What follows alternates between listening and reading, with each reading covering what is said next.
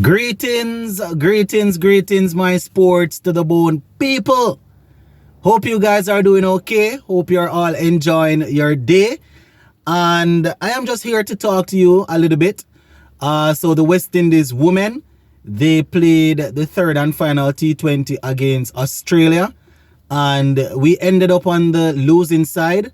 But, we would have seen our captain dominating once again. And she was able to pick up the woman of the series. So we're going to talk about that. We're also going to take a look at the World Cup. We see England and New Zealand, they have gotten things up and running. Plus we see where Hetmyer and his wife, they have decided to continue their partnership with Berbice Cricket Club. And they will be donating some more goodies. So we're going to talk about all of that. Just give a listening ear until the end. And let me know what you all think in the comment section. All right, so first things first, my people, the West Indies women.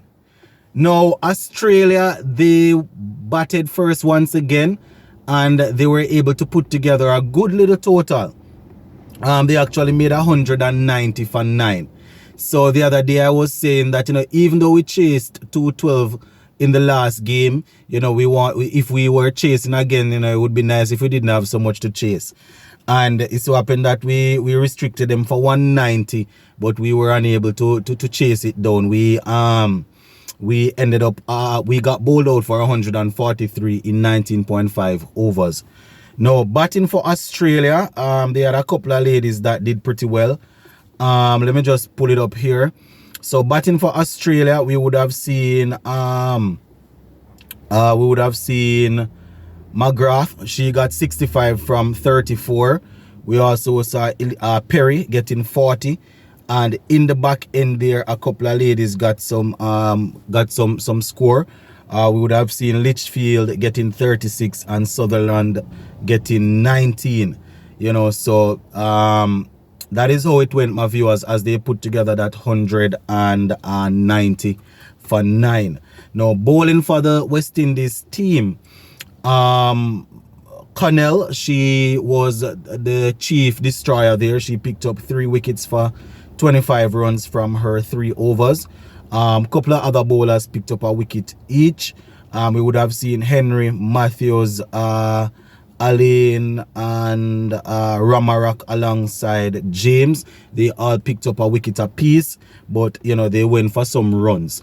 So even though the wickets were shared, the runs were also shared. So that is how Australia ended up making 190. Now, when it was time for us to bat, my people, Hayley Matthews got off to a brilliant start once again. She ended up batting a good amount of the overs. Well, as a matter of fact, she batted 40 overs. You understand? But she was out there for a while. Not 40, what am I saying 40 overs? She batted 40 deliveries, right, for her 79. She faced 40 deliveries for her 79 runs with 11 fours and 4 sixes. So once again, a strike rate above 150. So 198 there for that strike rate. Shabika, she made 16. Stephanie Taylor 1. Henry made 1. Campbell, she made 4. Alain, she made 26.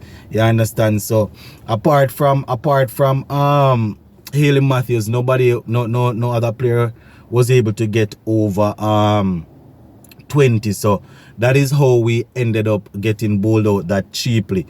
143, my people. So we would have lost that T20 series there, but they showed good fight.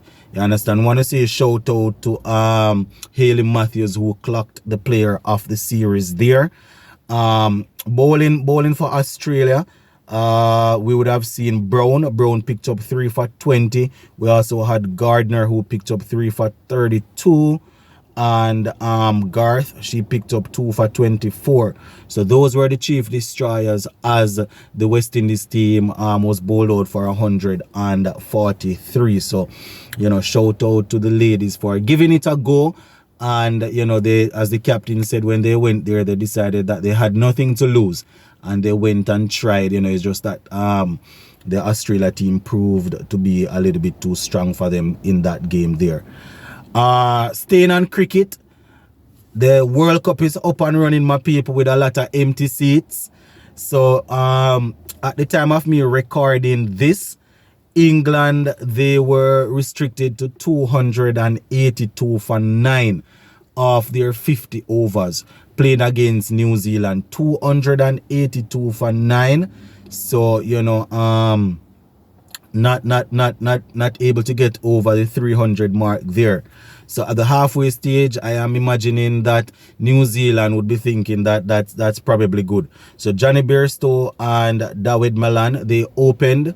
Bairstow, he made 33 from 35. David Malan got 14 from 24.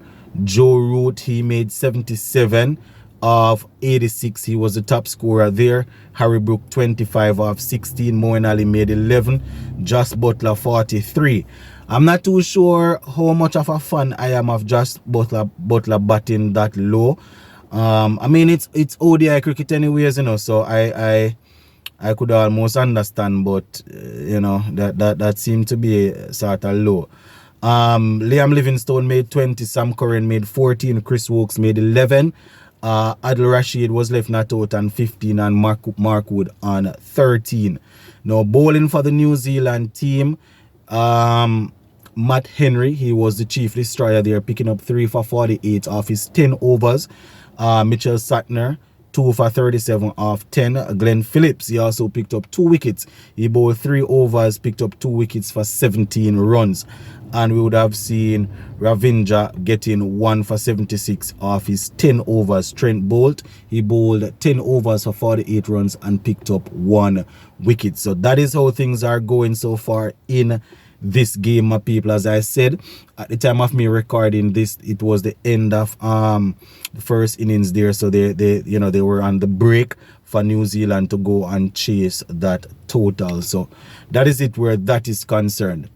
Now, just to finish up on some good news, Shimron Hetmyer and his wife, they have decided to continue their sponsorship of the Berbice Cricket Club. You understand, their donation, you know, they're always doing that yearly. I think they renewed that sponsorship there. I think it's valued 1.5 million. So, you know, shout out to the Hetmyers for really doing that. You understand, sometimes we put some of these players under a lot of sticker, under a lot of fire, and it's not a lot of young people gonna really stand up and do something like that. You know, some people making how much millions out of the game, and they are not giving back to the club that helped them. You understand? And when we do these stories, we see people always starting to comment who doing it and who doing what.